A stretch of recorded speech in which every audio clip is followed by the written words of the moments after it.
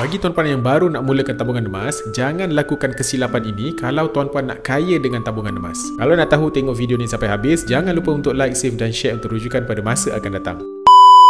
Ramai penyimpan emas yang baru nak mulakan tabungan emas, mereka menunggu harga emas turun baru nak mulakan tabungan yang pertama. Hakikat sebenarnya tuan-puan akan mengalami kerugian kalau tuan-puan nak tunggu harga emas turun baru nak mulakan tabungan yang pertama. Yang pertama adalah tuan-puan tak tahu bila harga emas akan turun. Kita takut kalau tuan-puan tunggu harga emas nak turun baru nak mulakan tabungan emas, makin lama harga emas makin lama meningkat. Risiko yang kedua adalah kita takut duit simpanan yang tuan-puan nak gunakan untuk beli emas bocor untuk beli benda-benda yang bukan-bukan. Itu adalah antara dua kerugian yang tuan-puan akan alami kalau nak tunggu harga emas turun baru nak mulakan tabungan emas. Kalau tuan-puan ada duit simpanan yang tak akan digunakan dalam tempoh 2 tahun dan ke atas, saya cadangkan tuan-puan untuk tukarkan kepada gram emas sebab pulangannya jauh lebih baik. Berdasarkan sejarah harga emas, sejak 20 tahun yang lalu, purata kenaikan harga emas setiap tahun adalah sekitar 10%. Dan kadar kenaikan harga emas adalah jauh lebih baik berbanding kita simpan duit banyak-banyak dekat dalam ASB dan juga tabung haji. Dan yang lagi best, dengan kemudahan yang disediakan oleh Public Gold melalui kaedah menabung melalui akaun emas gap, tuan-puan tak perlu modal yang besar pun nak mulakan tabungan emas. RM100 pun dah boleh mula tanpa ada komitmen bulanan.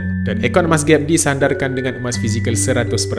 So tuan-puan, nasihat saya, jangan bimbang tentang harga, tetapi bimbanglah kalau simpanan ataupun gram simpanan emas tuan-tuan dan puan-puan tidak bertambah. Nak saya bantu tuan-puan untuk menabung emas dengan ilmu yang betul bersama Public Gold? Boleh rujuk pin video saya akan bantu tuan-puan sebaiknya. Dapat sesuatu? Boleh follow.